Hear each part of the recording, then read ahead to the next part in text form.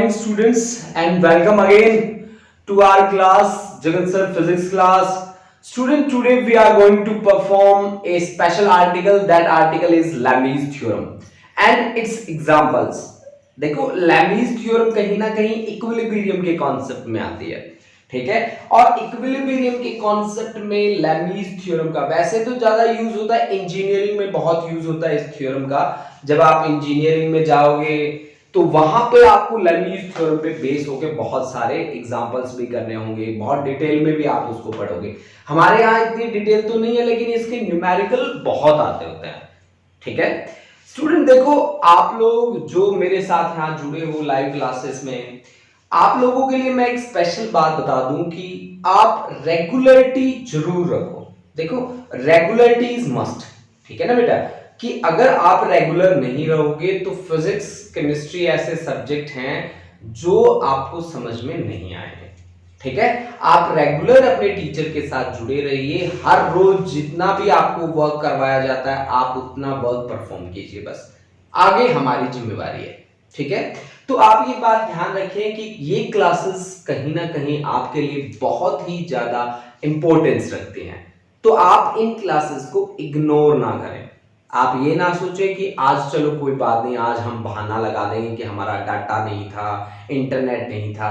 Sir कितना internet लेके आए, कितनी एमबी लग जाते हैं। नहीं बेटा, ये एमबी तो लग जाते हैं, बट उसके पीछे आपको बेनिफिट कितना मिलता है, this is the most important thing, ठीक है। तो बच्चों देखो, जब आप साइंसेस की पढ़ाई करते हो तो कोई शॉर्ट ट्रिक आपके पास आ जाए या अच्छी चीजें आपके पास आ जाए जिनको सीखने में आसानी हो, ऐसी चीजें आप क्यों ना सीखो। बहुत सारे बच्चे ऐसे कहते हैं कि हमें न्यूमेरिकल तो हमें नहीं करने क्योंकि हम तो सीबीएसई करना चाहते हैं। ऐसा कोई जरूरी थोड़ी ना है कि कोई सीबीएसई करना चाहता है वो कोई न्यूमेरिकल नहीं करेगा। ऐसी कोई कंडीशन है क्या सीबीएसई करने वाले की कि न्यूमेरिकल आपको करना ही नहीं है, टच नहीं करना न्यूमेरिकल? ऐसा कुछ नहीं होता, ठीक है। आप जितने ज्यादा न्यूमेरिकल फिजिक्स में परफॉर्म करेंगे आपका कॉन्फिडेंस उस सब्जेक्ट के लिए उतना ही बढ़ता जाएगा। एंड बिलीव मी, बहुत सारे बच्चे ऐसे होते हैं जो न्यूमेरिकल देख के स्टेटमेंट, बड़ी बड़ी स्टेटमेंट देखते होते हैं और देखते ही घबरा जाते हैं और कहते हैं ना यार हमसे नहीं होगा ये, ठीक है। यही होता है 90% स्टूडेंट्स के साथ, वो उनकी स्टेटमेंट तक नहीं पढ़ते, ठीक है। तो अगर आप लोग न्यूमेरिकल यहां मेरे साथ परफॉर्म कर रहे हैं, ठीक है, तो एटलीस्ट आप में इतना कॉन्फिडेंस तो आता है कि आप स्टेटमेंट तो पढ़ के देख लो अच्छे तरीके से। स्टेटमेंट पढ़ के देखोगे तो क्या पता आपका न्यूमेरिकल आपसे सॉल्व हो जाए। आपके साथ वाले ही होते हैं जो आईआईटी भी क्वालिफाई करते हैं, जो पीएमटी क्वालिफाई करते हैं, आपके साथ वाले तो हैं। आप में से भी बहुत सारे बच्चे होंगे जो आईआईटी वगैरह के लिए अपने आप को प्रिपेयर कर रहे होंगे।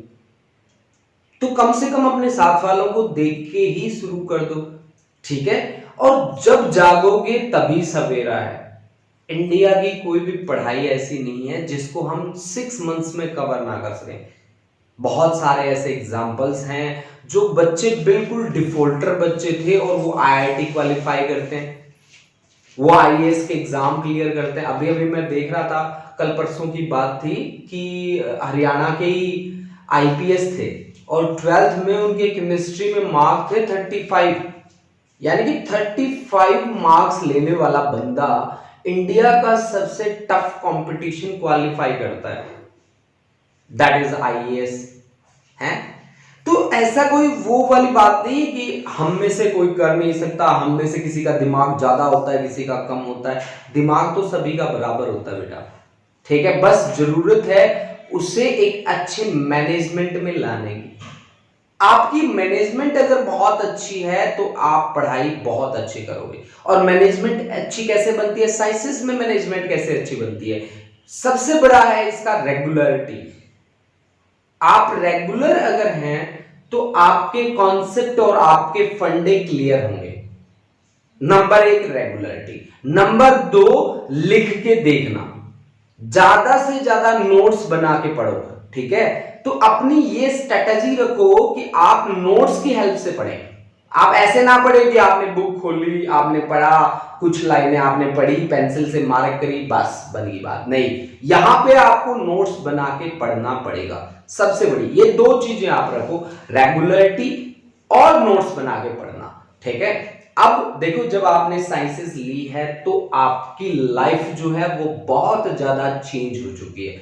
अब आपको हर काम एक टाइम टेबल के अकॉर्डिंग करना पड़ेगा।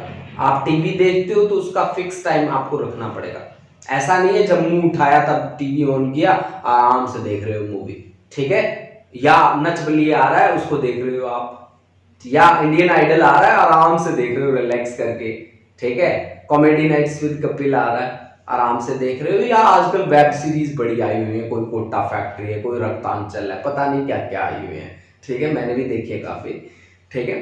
तो लेकिन इसका मतलब ये नहीं है कि आप टाइम को मैनेज नहीं करोगे। देखो बेटा, जो वक्त को जितना ज्यादा इंपॉर्टेंस देगा ना, वक्त भी उतना ही ज्यादा उसे इंपॉर्टेंस देगा। रिवर्स न्यूटन का थर्ड लॉ कहता है ना, to every action there is an equal and opposite reaction. ये बात सही है। हमारी नेचर में हम जैसा कर्म करते हैं वैसा ही हमें फल भी मिलता होता है, ठीक है। अगर आपने टाइम की इज्जत करी, वक्त आपकी इज्जत करेगा, आपकी रिस्पेक्ट करेगा। तो इन्हीं बातों के साथ आप मेरे साथ जुड़िए, और मेरे साथ जुड़ने का मतलब है कि आपको एक्सेलेंस की तरफ लेके जाना, ठीक है। अपने आप को एक्सेलेंस की तरफ लेके जाना, ठीक है। आप अगर रेगुलर मेरी क्लासेस ज्वाइन कर रहे हैं, रेगुलर मेरे साथ जुड़े हुए हैं ईमानदारी से, ठीक है, तो फिर बिलीव मी, मैं आपको पीछे नहीं रहने दूंगा। ये मेरा वादा होता है। ये ऐसा नहीं है कि मैं हवा में वादे करता होता हूं। मैं अपने स्टेप, बड़े मेरे क्लियर स्टेप्स हैं। मैं भी किसी ना किसी टाइम में एक 11th-12th में मैं बड़ा कमजोर बच्चा था, सही बता रहा हूं।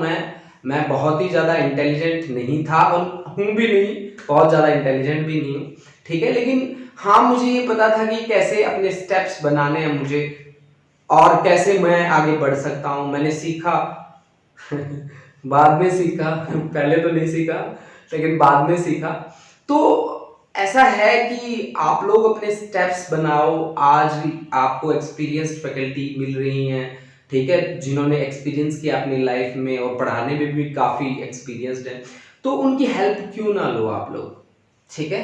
तो बेटा, जिन जिन बच्चों को पढ़ने में प्रॉब्लम्स आती हैं वो मुझे व्हाट्सएप कर सकते हैं मेरे पर्सनल नंबर पे, ठीक है। जिनको ये भी प्रॉब्लम है कि उनका टाइम टेबल नहीं बन रहा, या उनसे पढ़ना मैनेज ही नहीं हो रहा, या ऐसी कोई और भी प्रॉब्लम्स वो फेस कर रहे हैं, तो प्लीज मेरे को व्हाट्सएप कर दीजिए या मेरे को कॉल कर लीजिए इवनिंग में 6 o'clock के बाद, ठीक है।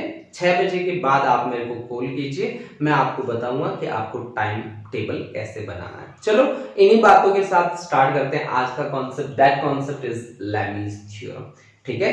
तो लैमीज थ्योरम को स्टार्ट करने से पहले मैं एक न्यूमेरिकल लिखना चाहता हूं। वो न्यूमेरिकल के साथ मैं स्टार्टिंग करूंगा, ठीक है। तो मेरे पास न्यूमेरिकल है, ए हॉरिजॉन्टल फोर्स, एक हॉरिजॉन्टल फोर्स है P, मैंने उसका नाम दिया है horizontal force P, X as shown in figure. लो भाई, फिगर भी बना देता हूं। ऐसे यहां पे लगी है एक स्ट्रिंग, ऐसे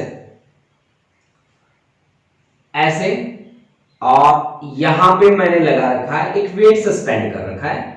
से that weight is, I have considered this is 200 Newton, and this angle, let us consider this angle is 30 degree, और यहां से इस पॉइंट पे, say that point is a point पे एक हॉरिजॉन्टल फोर्स लगा रखी है P, है ना। We have to calculate the value of P, ठीक है, as shown in figure। अब हमने क्या कहा, ए horizontal force P as shown in figure, as shown in figure keeps weight 100 Newton, 100 है या 200, 200 Newton in equilibrium,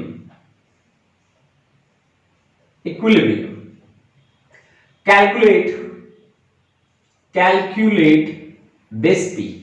ये आपको एक न्यूमेरिकल मैंने बना के दे दिया कि एक हॉरिजॉन्टल फोर्स है P, जो ऐसे फिगर में दिखाया गया है, ऐसे ये रोप है और यहां बीच में हमने रोप को पकड़ लिया है, ऐसे फोर्स लगाई है और इससे वेट सस्पेंड किया है 200 newton. We have to calculate the value of this P. इस पी की वैल्यू हमें कैलकुलेट करनी है। देखो मैं सबसे पहले एग्जांपल लेके आया हूं। एग्जांपल लेने का क्या कारण है, पहले हम बात करते हैं रीजन की। रीजन क्या है कि मुझे लैमीज थ्योरम के साथ डील करना है। अब लैमीज थ्योरम किसके लिए अप्लाई होती है? थ्री फोर्सेस के लिए हमेशा अप्लाई होती है। अगर एक पॉइंट पे तीन फोर्स लग रही हैं, तीनों की डायरेक्शन एक जैसी है, यानी कि उनका सेंस एक जैसा है, यानी कि वो हुई कोप्लेनर भी हुई, कॉन्करेंट फोर्सेस भी हुई। कोप्लेनर कंकरेंट फोर्सेस, अगर आपके पास थ्री कोप्लेनर कंकरेंट फोर्सेस हैं तो आप लैमीज थ्योरम अप्लाई करते हो। नंबर एक बात, जब मैंने कहा लैमीज थ्योरम, लैमीज थ्योरम, लैमीज थ्योरम आप कब अप्लाई करते हो?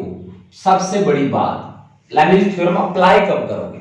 देखो आपके पास ना बहुत सारे न्यूमेरिकल्स आएंगे जिनको आप इसकी हेल्प से बहुत इजीली सॉल्व कर सकते हो, ठीक है, बट आपको ये ध्यान होनी चाहिए। ध्यान कैसे होनी चाहिए कि लैमीज थ्योरम क्या कहती है कि पहले तो होनी चाहिए थ्री फोर्सेस, ठीक है, थ्री फोर्सेस होनी चाहिए। दूसरी बात ये क्या कहती है कि तीनों की तीनों कंकरेंट होनी चाहिए, एक पॉइंट पे एक्ट करनी चाहिए और कोप्लेनर होनी चाहिए। कोप्लेनर का मतलब आप समझते हैं सभी, एक ही प्लेन में लाई करनी चाहिए। कंकरेंट होनी चाहिए, कोप्लेनर होनी चाहिए, ठीक है, कंकरेंट और कोप्लेनर फोर्सेस होनी चाहिए, ठीक है, और तीनों का way of action must be same.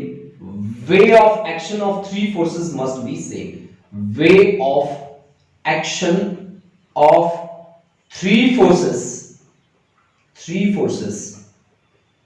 must be same, must be same, same। देखो मैंने ये दो तीन बातें लिखी हैं, अच्छी अच्छी बातें हैं, ये आप नोट कर लीजिए, ठीक है।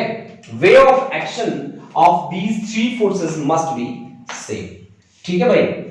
अब देखो तीनों की तीनों फोर्स एक पॉइंट पे एक्ट करनी चाहिए। कैसे? मान लो ये मैंने पॉइंट ले लिया, एक फोर्स मेरे पास है ये, दूसरी फोर्स है मेरे पास ये, और तीसरी फोर्स है मेरे पास ये। देखो बच्चों ध्यान से देखो, मैंने तीनों फोर्सेस लिखी हैं यहां पे। ये मैंने P फोर्स लिख दी, ये मैंने Q फोर्स लिख दी अपनी तरफ से, और ये मैंने लिख दी R लिख दी। एक पॉइंट पे एक्ट कर रही है, वे ऑफ एक्शन तीनों का ही आउटवर्ड है, सेम है। अब मान लो P Q और R के बीच का एंगल मान लो अल्फा, अल्फा, ठीक है।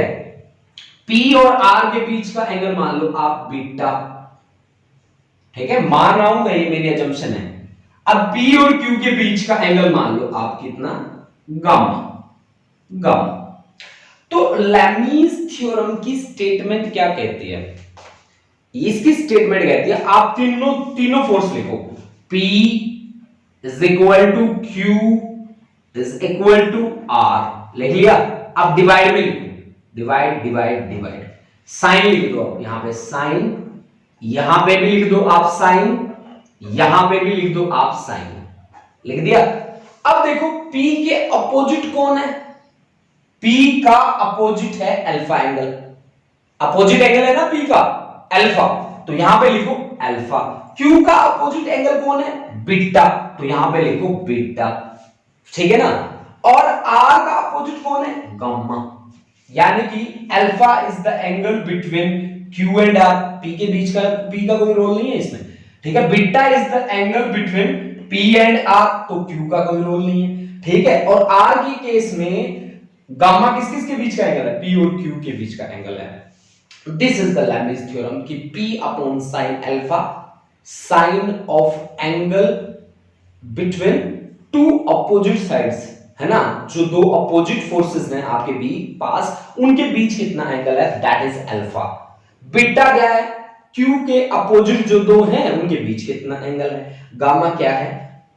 R कि अपोजिट के बीच में एंगल, तो P upon sine alpha is equal to Q upon sine beta is equal to R upon sine gamma. बेटा ध्यान से देख लो, इसमें ना कोई डाउट नहीं रहना चाहिए आपको।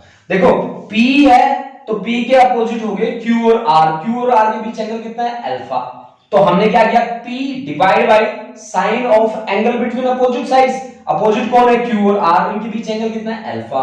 इसी तरह से Q लिया तो Q के अपोजिट कौन है एंगल बीटा, इसी तरह से R लिया, R का अपोजिट कौन है gamma. This is Lami's theorem. ठीक है भाई, अब हम अप्लाई कैसे करें?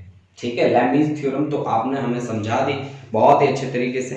ठीक है, अब मैं अप्लाई कैसे करूं? ठीक है, तो सबसे पहले मैंने एक न्यूमेरिकली दे दिया आपको, और उस न्यूमेरिकल की हेल्प से क्यों ना हम लेम्बीज थ्योरम को देखते हैं, उसकी एप्लीकेशन। ठीक है, उसके बाद आप भी मुझे एक न्यूमेरिकल सॉल्व करके दिखाओगे। ठीक है, अब देखो भाई बच्चों, इसको रब कर रहा हूं, स्क्रीनशॉट ले लो या फिर नोट कर लिया, दैट्स वेरी गुड। रब कर दूं? ठीक है, देखो जी, अब लेम्बीज थ्योरम को अप्लाई करके करना है न्यूमेरिकल सॉल्व। तो सबसे पहले आपके पास जो न्यूमेरिकल दे रखा है उसका एफबीडी ड्रॉ कर देते हैं। एफबीडी किस पॉइंट का? उस पॉइंट का जहां बीच में आपने ना, मान लो एक धागा था, ऐसे था, ऐसे भाई धागे नहीं मिलते यार, मिल जाएगा मिल जाएगा मिल जाएगा, ये था, देखो इससे ये वेट सस्पेंड है, ये देखो ऐसे ही वेट सस्पेंड है ना, ये देख रहा है आपको, ऐसे वेट सस्पेंड है। यहां से मैंने पकड़ा, इसको ऐसे कर दिया, ऐसे कर दिया, ऐसे, है ना। दिस इज द सिचुएशन जो मैंने यहां पे दिखाई है आपको। ठीक है, समझ रहे हो आप? ये सेम सिचुएशन है जो मैंने आपको दिखाई है। अब देखो भाई, बात को आगे बढ़ाते हैं अपनी। इस पॉइंट को लेके आओ, इस पॉइंट पे एक नीचे वेट एक्ट कर रहा है, that weight is 200 newton. Okay, और यहां पे लगा है फोर्स P। हमें कितनी फोर्स चाहिए लेम्बीज थ्योरम के लिए? 3 फोर्स चाहिए, तीनों की तीनों एक पॉइंट पे एक्ट करनी चाहिए, और डायरेक्शन अगर आउटवर्ड है तो आउटवर्ड होनी चाहिए तीनों की, अगर इनवर्ड है तो इनवर्ड होनी चाहिए फिर तीनों की। ओके, अच्छा ये है रस्सी, जहां पे रस्सी आ जाए, जहां पे वायर आ जाए, जहां पे रोड आ जाए, वहां पे क्या लेते हैं? कौन सी फोर्स लेते हैं? टेंशन लेते होते हैं। याद रखना ये बात, यानी कि ऑब्जेक्ट से हमेशा दूर होती है उसकी डायरेक्शन, या यूं कहो कि स्पोर्ट के सामने होती है उसकी डायरेक्शन। स्पोर्ट कौन कर रहा है? ये, तो उसके सामने होगा कौन? ये। This is the direction of a tension, T. T. अब देखो जी, ये एंगल तो मुझे दिख रहा है, this angle is 90 degree. I am doing what I am doing, I am making FBD, free body diagram, है ना। मैंने इस पॉइंट को लिया, इस पॉइंट के नीचे 200 लगा था, इस पे P लगा था, और ऊपर यहां पे क्या लगेगा? टेंशन लगेगा, T लगेगा। अब मैंने देखा ध्यान से कि ये एंगल कितना है यार, ये एंगल तो 30 डिग्री है। अगर ये एंगल 30 डिग्री है तो ये एंगल भी कितना होना चाहिए? ये एंगल भी कितना होना चाहिए? 30 डिग्री होना चाहिए। वर्टिकली अपोजिट एंगल, वो एक लाइन होती है ना, ऐसा ऐसा कुछ होता है ना, आप पढ़ के आए हो। ठीक है, तो ये एंगल अगर 30 है तो ये एंगल भी क्या होगा? 30 डिग्री होगा, है ना। ये एंगल अगर 30 डिग्री है तो ये एंगल भी कितना होगा? 30 डिग्री होगा, है ना। ठीक है जी, तो ये एंगल अगर 30 हुआ तो ये कितना है यहाँ पे? ये तो मेरे को दिख ही रहा है, ये 90 है, 90 डिग्री है। ठीक है, और ये पूरा एंगल कितना होना चाहिए था? 180 डिग्री। तो ये 30, तो बाकी कितना बचा? कितना बचा? 150 डिग्री, 150, 150। अब देखो इसको ना थोड़ा सा सही सा बना देते हैं यार, ये उथल पुथल हो चुकी है। ये 90 प्लस 30 कितना होगा? 120। तो आप इसको ऐसे लिख दें कि ये है आपके पास P, ये है आपके पास 200 न्यूटन, और ये है आपके पास क्या? Tension T। T, तो ये एंगल बन गया आपके पास 150। अच्छा, ये एंगल बन गया 90 प्लस 30 120, और ये एंगल बन गया आपके पास कितना? 90 डिग्री। अब देखो लेम्बीज थ्योरम आप कैसे अप्लाई करोगे? देखो सबसे पहले P divide by sine of angle, opposite angle, sine of opposite angle. Opposite angle कौन होगा? P का 120 degree, 120 degree. Okay, is equal to P के बाद T, तो t डिवाइड बाई t का अपोजिट कौन है 90, तो this is sine 90 degree that is equal to, और कौन बाकी बच गया भाई weight 200 divide by sine of angle opposite angle, इसका अपोजिट एंगल कौन है 150, तो 150 डिग्री। सॉल्व तो कर ही लोगे, मैं कर देता हूं कोई बात नहीं, आप टेंशन क्यों ले रहे हो। साइन 120 और साइन 150 को अलग सॉल्व करके लेके आता हूं। साइन 120 को लिख सकते हैं साइन 90 प्लस 30, ठीक है। साइन 90 प्लस कौन सा क्वाड्रेंट आ गया सेकंड क्वाड्रेंट, सेकंड क्वाड्रेंट में साइन क्या होता है पॉजिटिव, 90 पे साइन किस में चेंज होता है cos में, this is cos 30 degree, this is under root 3/2 है ना, ओके। इसी तरह से sine 150 is sine 90 plus 60, this is cos 60, cos 60 degree value कितनी होती है 1/2 होती है, ठीक है 1/2 होती है। तो भाई वैल्यूज हमारे पास हैं, काम करते जाइए। साइन 90 की वैल्यू तो 1 होती है, तो फिर p upon sine 120 degree must be equal to 200 upon sine 150 degree, क्योंकि तीनों बराबर हैं एक दूसरे के, तो इनमें से दो उठा लो, कोई भी दो ले लो, दो लेके इक्वेट कर लो, ठीक है। तो p अपॉन साइन 120 की वैल्यू कितनी है, साइन 120 की वैल्यू है अंडर रूट 3/2, दिस इज 200, 150 की वैल्यू कितनी है 1/2, तो ये आ गया आपके पास 2, ठीक है। तो p इज इक्वल टू क्या बना 200 into 2 multiplied by under root 3/2, 2 से 2 कैंसिल, तो p इज इक्वल टू क्या आ गया 200 अंडर रूट 3, फोर्स निकालिए आपने तो न्यूटन आपके पास आ गया, ठीक है। अब आपको क्या चाहिए, आपको चाहिए टेंशन, है ना, टेंशन चाहिए, तो चलो यहां इन दोनों को इक्वेट कर लो, तो t अपॉन साइन 90 की वैल्यू होती है 1, 200 अपॉन साइन 150 की वैल्यू कितनी है भाई साइन 150, 90 प्लस 60 है ना, तो 1/2 है, तो ये 2 से मल्टीप्लाई कर दो इसे, तो t इज इक्वल टू कितना आ गया 400 न्यूटन आपके पास आ चुका है, ठीक है, आपके पास आंसर आ चुका है 400 न्यूटन। नोट कर लें इस चीज को, या आप स्क्रीनशॉट भी ले सकते हैं, ठीक है। जिन बच्चों ने स्क्रीनशॉट ले लिया हो हम फिर आगे बढ़ते हैं, ठीक है।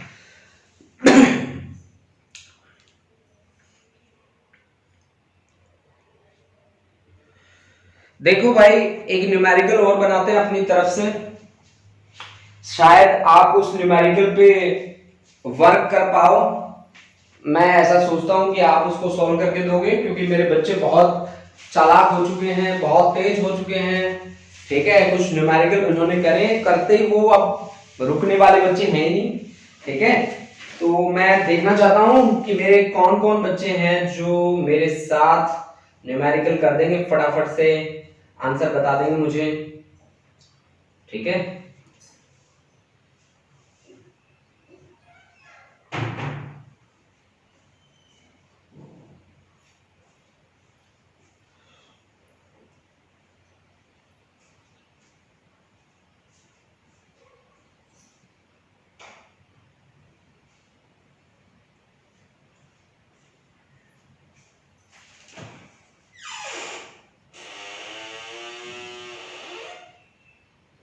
बच्चों नोट कर लिया आप लोगों ने, तो फिर मैं आपको एक न्यूमेरिकल दे दूं आपकी प्रैक्टिस के लिए, और चेक कर लूं आपको कि आपने कितना पढ़ा, ठीक है। चलो जी बहुत अच्छी बात है ये तो, कि हम कॉन्सेप्ट को खुद से कर रहे हैं, है ना। देखो आपके सामने न्यूमेरिकल बहुत तरीके से आ सकते हैं, ठीक है, तो आप टेंशन ना लें, मैं आपको एक न्यूमेरिकल दे रहा हूं। Calculate the tension in the arms, ये आर्म्स के मैं नाम लिख देता हूं ऐसे ऐसे, और यहां पे एक वेट सस्पेंड कर रखा है, that weight I say that weight is 100 Newton.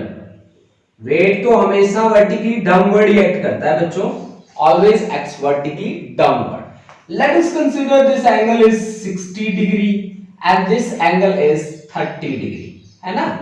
30 degree. तो ये आर्म हमने मान ली ए, ये पॉइंट हमने बी, ये सी। आपको क्या कहा मैंने, कैलकुलेट कीजिए tension in A B and B C. A B और बी सी में आपको टेंशंस निकालनी है, ठीक है। तो आप मुझे फटाफट से आंसर करके बता दीजिए कि टेंशन क्या होगी, ठीक है। बताइए टेंशन क्या होगी। आपके पास 2 मिनट का टाइम है, आप चैट बॉक्स में जाके मेरे को बता सकते हैं कि टेंशन की वैल्यू कितनी रहनी चाहिए ए बी और बी सी में। लैमीज थ्योरम का यूज करना है। कैसे यूज करना है एक थोड़ा सा हिंट दे देता हूं, क्योंकि आप पहली बार कर रहे हैं तो हो सकता है थोड़े से पजल हो गए हों। ये देखो, ये 100 न्यूटन है हमारे पास। इस पॉइंट को ले लीजिए बी को, तो ये 100 न्यूटन यहां पे ऐसे दिखाना है आपको। एक फोर्स तो लगी यहां पे। टेंशन हमेशा सपोर्ट की तरफ होता है, तो यहां टेंशन मान लो आप T1 और यहां टेंशन आप मान लो T2, है ना। तो यहां पे है आपके पास T1 टेंशन और यहां पे आपके पास है T2 टेंशन, है ना। अब देखो एंगल यहां पे कितना बन रहा है, यहां पे एंगल है आपके पास 60 डिग्री। तो ये वाला एंगल भी कितना होगा, 60 डिग्री, है ना। समझ रहे हैं आप लोग मेरी बात को, ठीक है। अच्छा, ये वाला एंगल 60 डिग्री है, ठीक है। तो ये वाला एंगल कितना होगा, यहां पे ये वाला एंगल कितना है, 30 डिग्री है। This is 30 degree. तो ये वाला एंगल भी कितना हुआ, 30 डिग्री। ये पूरा कितना होना चाहिए था, पूरा होना चाहिए था 180। तो ये बाकी कितना बचा, 180 minus 60 minus 30, this is 90 degree. Okay, ठीक है। और ये पहले से ही आपको दिख रहा है 90, तो ये पूरा एंगल कितना बन जाएगा, 90 प्लस 60 150 डिग्री। और ये 90 डिग्री है ही, ये 30 है, तो ये कितना बन गया आपके पास 120 डिग्री। देखो मैंने बहुत ज्यादा सॉल्व कर दिया है। अब इसको, अब आप मेरे को बता दो वैल्यू, मुझे कोई दिक्कत नहीं होगी। अब मुझे T1 और T2 की वैल्यूज बता दो, मैं फिर भी खुश हो जाऊंगा।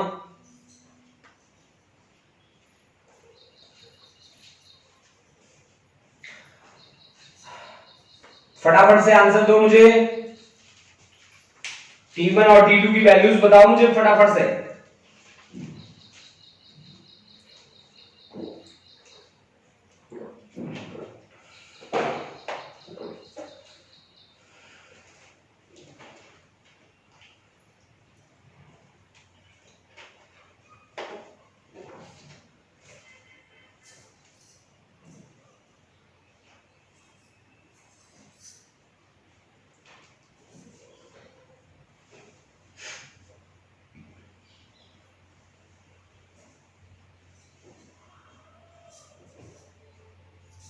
किसी का कोई जवाब नहीं आया भाई,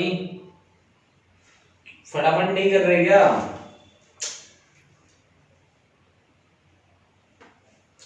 अरे आपने टाइम ज्यादा ले लिया बच्चों, इतना टाइम नहीं लगना चाहिए इसमें। टाइम ज्यादा लगा रहे हो। T2 is equal to 200 Newton.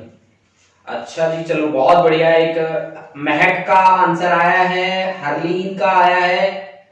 T1 is equal to √3 into 50। T1 is equal to 200 newton. Parbaleen ने डिलीट कर दिया मैसेज। अरे महक ने लिखा है T1 is equal to 50 √3 newton. Nidhi ने लिखा है, निधि का आंसर आया है T1 इज 50 न्यूटन। निधि अगर गलत आ गया ना तो तुम देख लेना, निधि तुम्हारा आंसर गलत नहीं आना चाहिए। परबलीन T2 is equal to 200 newton. Let us check करते हैं इसको। देखो मैंने क्या बताया था आपको, इसको थोड़ा सा जूम करके देखो, आप जूम करके इस डायग्राम को देखो। देखो बच्चों, ये जो है 60 डिग्री है, तो ये वाला एंगल भी कितना होगा, 60 डिग्री होगा ना। देखो सिंपल भाषा में बात बताता हूं, ये 30 है तो यहां ये भी क्या होगा, 30 डिग्री होगा। अब ये पूरा एंगल कितना होना चाहिए था, पूरा एंगल 180 होना चाहिए था। तो 180 माइनस 60 माइनस 30, ये बाकी बच गया इन दोनों के बीच, और ये कितना आ रहा है 90 डिग्री। एक एंगल क्लियर हुआ। ठीक है जी। अब इस लाइन के बीच में, इस लाइन के बीच में और इस लाइन के बीच में एंगल कितना होगा? ये आपको दे रखा है 60, ये कितना है 90, तो ये कितना हो गया 150, है ना।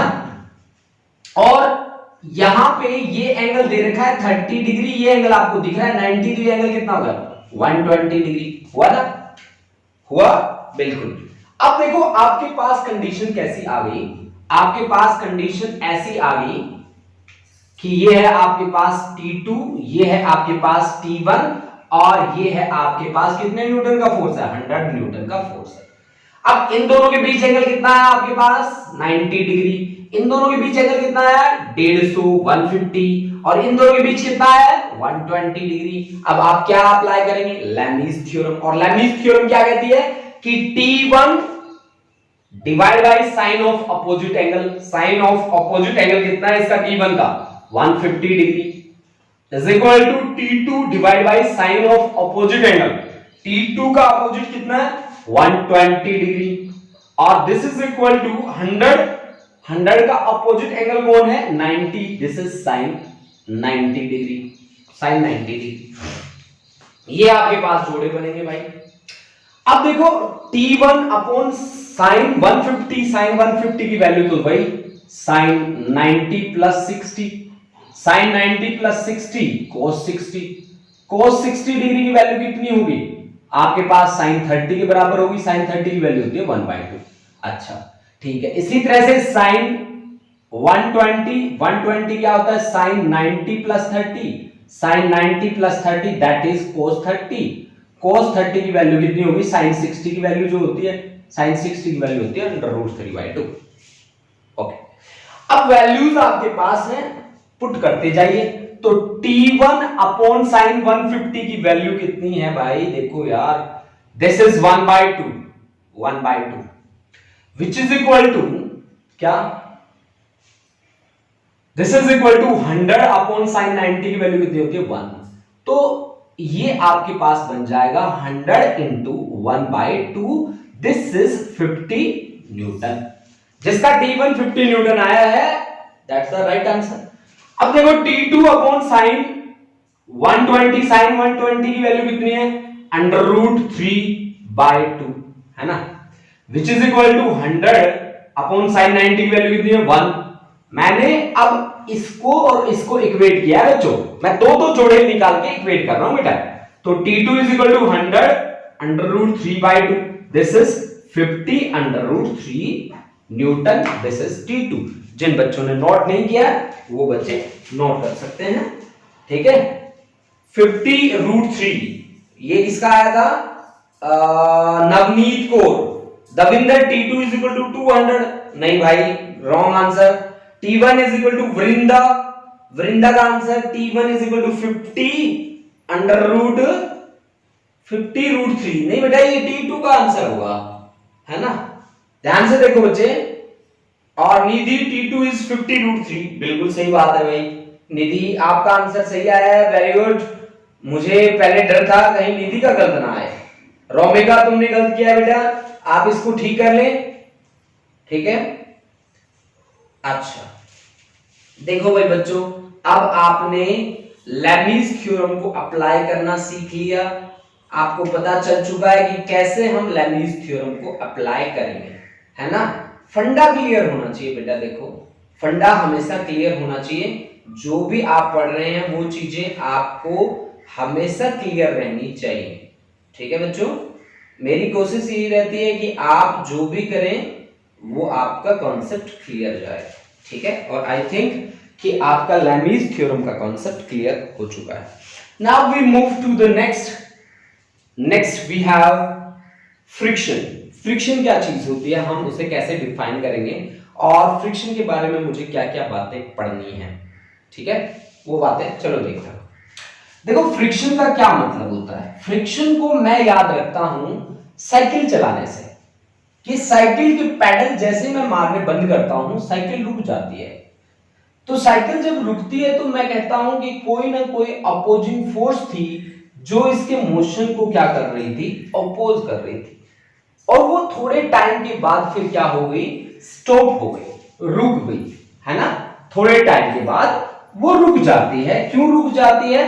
क्योंकि जब एक सरफेस दूसरे सरफेस के कांटेक्ट में आता है तो वो पहले सरफेस के मोशन को क्या करता है? अपोज करता है। जिस बात को आप पढ़ते हुए आ रहे हो 9th क्लास से, फ्रिक्शन को, friction is the opposing force which comes into play when one surface tries to move over the another surface। यहां एक अच्छी बात जो मैंने पकड़ी है, वो अच्छी बात क्या है?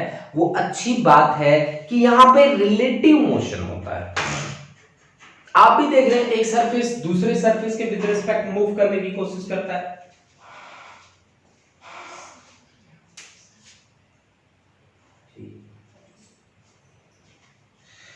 अब देखो भाई, एक सरफेस दूसरे सरफेस पे मूव करने की कोशिश करता है तो क्या आता है? फ्रिक्शन आता है। यानी कि यहां पे आप ऐसे नहीं कह सकते सीधा कि opposing force for the moving object. मैं इसको कहता हूं कि ये फ्रिक्शन कैसा है? जो रिलेटिव मोशन को अपोज करता है। ठीक है, यानी कि मैंने अगर फ्रिक्शन वर्ड लिया तो मैंने फ्रिक्शन वर्ड में सबसे पहले जो बात कहनी थी वो ये बात कही कि it opposes the relative motion. It opposes the relative motion. Relative motion, ये रिलेटिव मोशन को क्या करता है? अपोज करता है। अब फ्रिक्शन फोर्स भी क्या ऐसे होते हैं क्या, जैसे कि न्यूटन बाबा बोलते हैं थर्ड लॉ में, कहते हैं कि forces always exist in the form of pairs. बोलते हैं ना, वो न्यूटन का थर्ड लॉ यही तो कहता है। वो कहता है कि फोर्सेस है ना, एक सिंगल फोर्स कभी एग्जिस्ट नहीं करती। फोर्स हमेशा ना पेयर में एग्जिस्ट करती है, जोड़ों में एग्जिस्ट करती है। वो वाला नहीं, जोड़ों का दर्द, गठिया भाव, वो वाला जोड़ नहीं। ठीक है, जोड़ मतलब पेयर्स, पेयर्स दो। तो फ्रिक्शनल फोर्सेस भी पेयर्स में एग्जिस्ट करती हैं बच्चा party. Friction forces also exist in the form of pair as according to Newton's third law. Newton के थर्ड लॉ ने जैसा हमें कहा था वैसा हमारे यहाँ पे भी पॉसिबल है। अच्छी बात है। ठीक है, अब हमने क्या कहा कि ये रिलेटिव मोशन को अपोज करती हैं। तो कहीं ना कहीं मेरे दिमाग में आता है कि क्या मैं इसको कहीं ना कहीं रिप्रेजेंट कर सकता हूं। कैसे रिप्रेजेंट कर सकता हूं? चलो देखिए, देखो ये जो फ्रिक्शन फोर्सेस हैं वो कांटेक्ट फोर्सेस के कैटेगरी में आती है। Contact forces, contact forces, contact forces में आती हैं and always acts tangentially to the contact surface. Always acts, always acts tangentially to the point of contact। point of contact। देखो बच्चों, दो तरह की फोर्सेस होती हैं। एक होती है कांटेक्ट फोर्सेस और एक होती है नॉन कांटेक्ट फोर्सेस। ठीक है, कांटेक्ट और नॉन कांटेक्ट। कांटेक्ट में आती है, जैसे कि मैं लिख देता हूं यहां पे, कांटेक्ट फोर्सेस, और एक होती है हमारे पास non contact forces. Non contact forces, contact forces. देखो भाई लिख लो, इसमें सारी की सारी नॉन कांटेक्ट में, तो जैसे कि ग्रेविटेशनल फोर्स है वो नॉन कांटेक्ट है, कांटेक्ट में नहीं होता। ग्रेविटेशनल फोर्स है, इलेक्ट्रिक फोर्स है, इलेक्ट्रिक फोर्स है, मैग्नेटिक फोर्स है, मैग्नेटिक फोर्स है, ये सारी नॉन कांटेक्ट फोर्सेस हैं। कांटेक्ट फोर्सेस में क्या क्या आता है? एक आता है वेट, वेट ऑफ ऑब्जेक्ट, एक नॉर्मल रिएक्शन, नॉर्मल रिएक्शन, ये भी कांटेक्ट में आता है। अच्छा, और स्प्रिंग फोर्स, ये भी कांटेक्ट में आता है। ठीक है, टेंशन हमने अभी अभी निकाली है, टेंशन बड़ी हुई थी हमें। टेंशन, ये वेट है, नॉर्मल रिएक्शन है, स्प्रिंग फोर्स है, टेंशन है, ये सारी की सारी किसमें आती हैं? कांटेक्ट फोर्सेस में आती हैं। अब देखो मैंने बात क्या करी है? मैंने बात करी है कि ऑलवेज एक्स टेंजेंशियली। ठीक है ना, मान लो अब आपके पास एक ऑब्जेक्ट है, ये वाला ऑब्जेक्ट है जो यहां मैंने किसी सरफेस पे रखा है, ठीक है, और इस ऑब्जेक्ट के ऊपर मैंने एक और ऑब्जेक्ट रखा है, say this is object A, this is object B, ठीक है। अब हम क्या करते हैं भाई, मान लो एक छोटा सा एग्जांपल मैं लेता हूं, जैसे कि मैं इसी यहाँ पे एक चेयर रखी है, ये देखो, ठीक है, इस चेयर को लेके आता हूं मैं जब, ठीक है ना, ये दिख नहीं रही है आपको, ठीक है, लेकिन यहाँ पड़ी है नीचे। अब मैं इस चेयर को जैसे खींचूंगा या आगे धक्का दूंगा, कुछ आवाजें होती हैं। वो आवाज क्या होती है कि वो मेरी अप्लाइड फोर्स का क्या करता है, अपोज करता है, अपोजिंग फोर्स ऑफर करता है वो कहीं ना कहीं, तब जाके वो आवाजें पैदा होती है ना। जब आप अपने घर में मान लो, अपने सोच के देखो, आपने एक टेबल है ना, अपने रूम से, इस रूम से उधर रूम में लेके जा रहे हो, चूं चूं की आवाजें होती हैं और नीचे निशान भी छोड़ देती हैं, वो क्या होती है एक्चुअल में, वो फ्रिक्शनल फोर्सेस ही होती हैं जो चूं चा की आवाजें करती होती हैं, ठीक है ना। तो अब फ्रिक्शनल फोर्सेस कैसे एक्ट करेंगी, मान लो मैंने यहां पे एक फोर्स अप्लाई किया, ऐसे इस डायरेक्शन में मैंने अप्लाई किया, this is the direction of applied force, applied force, ठीक है, अप्लाइड फोर्स की डायरेक्शन है मेरे पास ये, ठीक है। तो ये बी जो है, इस पे क्या लगेगा, इस पे क्या लगेगी, friction force, force on A due to B, this is the friction force ना, ये अपोजिंग फोर्स है जो उसके मोशन को अपोज कर रहा है, ठीक है। ये तो ए पे लग रहा है, क्या बी पे भी लगेगा, 100% श्योर यार, बी पे भी लगेगा, force on B due to A, this is the direction of frictional force on B due to the motion of A, note कर लो, ये अच्छी बात है, ठीक है ना। ये है frictional force on A due to B, जो उसके मोशन की अपोजिट डायरेक्शन में उसका मोशन है, उस डायरेक्शन में, अपोजिट डायरेक्शन में, frictional force on A due to B, and this FBA is frictional force on B due to A, frictional force on B due to A। देख लो बच्चों, pair में exist कर रही हैं, दो फोर्स मैंने आपको दिखा दी, ठीक है, जो पेयर में एग्जिस्ट कर रही हैं और कैसे लग रही हैं, ऑपोजिट लग रही हैं एक दूसरे के। अब मैं टाइम देख लेता हूं, ये था बेसिक फ्रिक्शन का, और टाइम देखता हूं मैं, 1 मिनट रुक जाओ। हाँ, अब आपका टाइम हमारे पास बचा नहीं है, लास्ट के 5 मिनट्स हैं, तो फिर आप लोग मुझे ये बता दीजिए कि आज की क्लास कैसी थी और हमारी क्लासेस कैसी जा रही हैं, सभी को अच्छी लग रही है या नहीं लग रही, ठीक है। प्लीज एक बार कमेंट करके जरूर बता दें, आपके कमेंट मेरे लिए बहुत ज्यादा महत्व रखते हैं, बहुत ज्यादा इंपॉर्टेंस रखते हैं बच्चा पार्टी, क्योंकि आप अगर अच्छे पढ़ते हो तो वो मेरे को ताकत मिलती है, जिस ताकत से मैं हर रोज आपके सामने आके खड़ा हो जाता हूं। स्टूडेंट बिलीव मी, आपकी पॉजिटिव एनर्जी मेरे लिए बहुत मायने रखती है, ठीक है। तो आप पॉजिटिवली यहां मेरे साथ जुड़िए, ठीक है, और ऐसे ही लगे रहिए भाई, पढ़ाई बहुत अच्छी करनी है हमें, है। Amarveer, wonderful class, understood everything, thank you sir, thank you बेटा।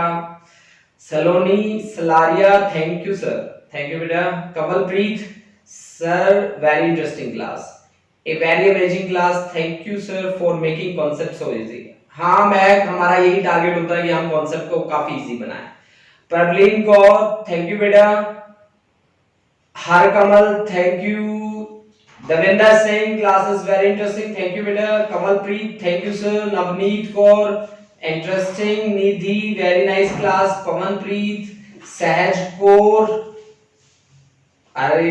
Gurpreet Kaur, Harshdeep Singh, attendance लगा दूंगा बेटा, आप टेंशन ना लो। बिशम, हरलीन जैल, नवदीप सिंह, सुप्रीना, अभिषेक, मान्या 11A अटेंडेंस, ठीक है बेटा, थैंक यू।